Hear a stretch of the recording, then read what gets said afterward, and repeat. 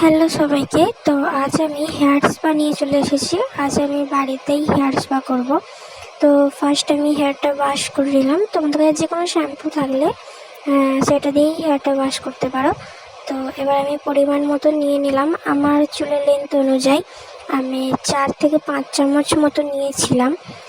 তো তোমাদের যেরকম প্রয়োজন হবে তোমরা নিয়ে নিও। তো এবার আমি হেয়ার সিরামটা দিয়ে মিক্স করে নিলাম। ভালো করে জিনিসটাকে মিক্স করে নেবে।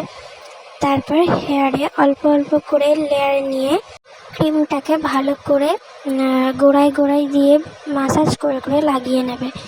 তো ফার্স্ট আমি এখানে দুদিকে ভাগ করে নিলাম হেয়ারটাকে। তো তারপর অল্প সামনের দিকে একটু হেয়ার নিয়ে ক্রিমটাকে অ্যাপ্লাই করলাম। তো আমার ক্রিম লাগানো ডান। তো এরকমভাবে চুলটাকে উপর করে একটু বেঁধে দিলাম। আধ ঘন্টা মতন রেখে দেবে।